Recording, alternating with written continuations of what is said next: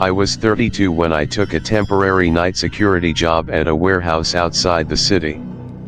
It was not supposed to be permanent.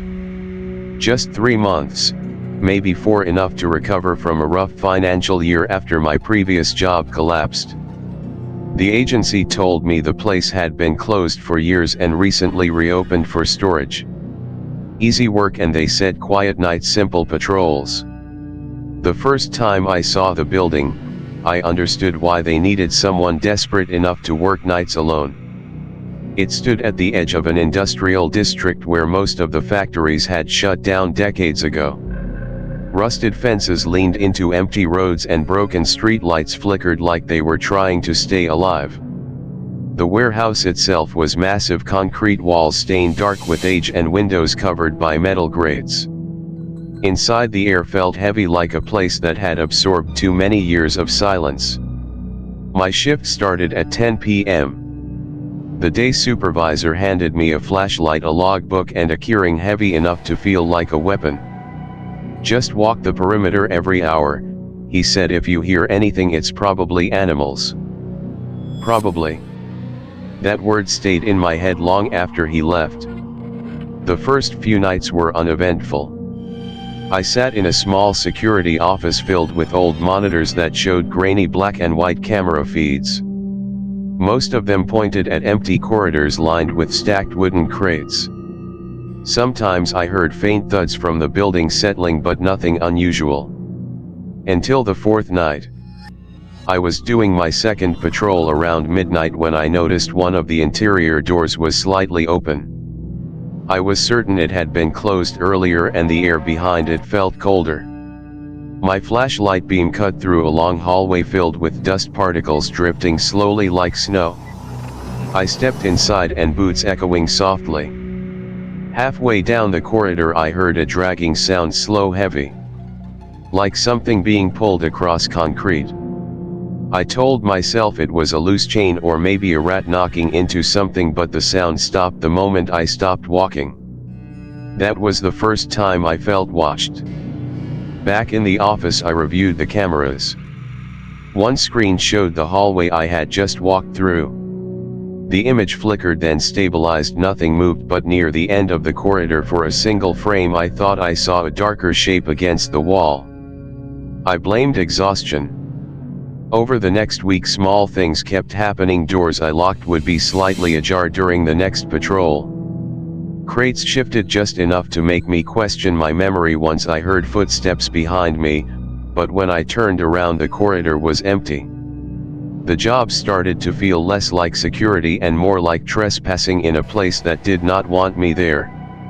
One night during heavy rain the power flickered. Emergency lights cast the warehouse in a dull red glow. Shadows stretched unnaturally long across the floor. I walked through the storage area and noticed one crate had fallen open. Inside were old office files, yellowed papers covered in handwritten notes, and faded photographs. Curiosity got the better of me. The documents described an incident decades earlier. A worker had gone missing during a night shift. According to the reports, he was last seen walking toward the same hallway where I had heard the dragging sound. The investigation found nothing: no body, no signs of struggle. Just an unfinished log entry that ended mid-sentence. I closed the crate, suddenly aware of how quiet the building had become. That night as I sat in the office, the monitor showing the long hallway began to glitch. Lines rolled across the screen and the image darkened. For a moment the camera showed what looked like a person standing near the far wall. I leaned closer. The figure did not move, then the screen went black. My stomach tightened, but I forced myself to do another patrol. I told myself that fear was just a reaction to isolation, nothing more.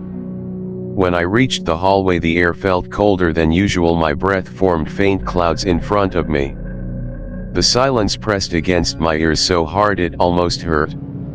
That's when I heard it again, the dragging. This time closer. I shone my flashlight toward the far end. For a second the beam caught something reflective like eyes or wet glass. Then it disappeared behind a stack of crates. Every instinct told me to leave, instead I walked forward. The deeper I went, the more distorted the building felt. The corridor seemed longer than before, like the walls had shifted. My radio crackled with static even though it had been silent all night. I reached the spot where the reflection had been and found deep scrape marks on the floor. Fresh enough that the dust had been pushed aside. Something had moved there recently. Suddenly a whisper brushed against my ear. Not loud, not clear, just enough to feel intentional. I spun around, heart pounding, but the hallway was empty. I did not finish that patrol. I went straight back to the office and locked the door.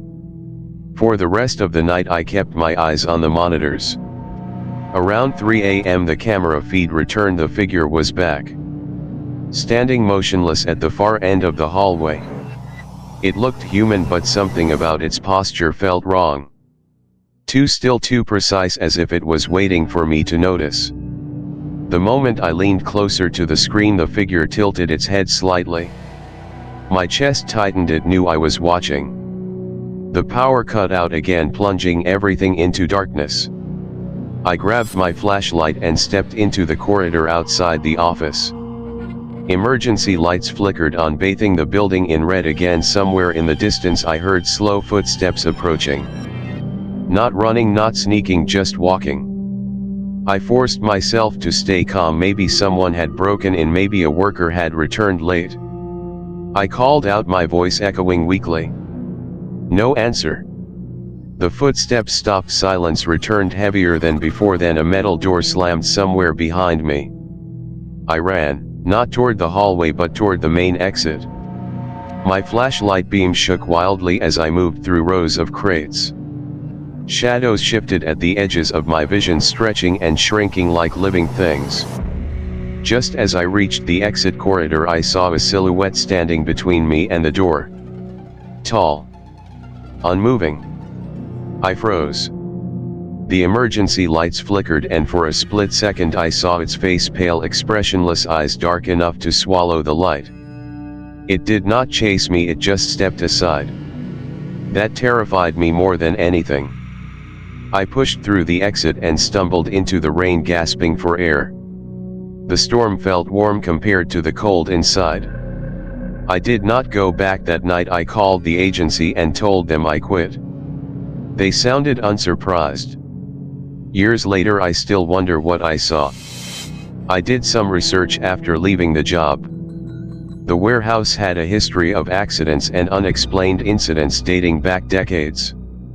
Multiple night workers had reported hearing whispers or seeing someone walking the halls after hours. None of it was officially confirmed. Sometimes I think the building was not haunted by a ghost in the traditional sense. It felt more like a memory that refused to fade, replaying itself for anyone who stayed long enough. What I learned from that experience is simple. If a place makes you feel unwelcome, listen to that instinct. Curiosity can pull you deeper into situations that logic alone cannot explain. I ignored the warning signs because I needed the money and wanted to prove I was not afraid. Fear is not always weakness, sometimes it's the only thing trying to keep you safe. Even now, when I walk through quiet corridors or hear distant footsteps at night, I feel that same cold pressure in my chest. And every time I pass an abandoned building I look away. Because some places don't want witnesses. And once they notice you, they never really let you go.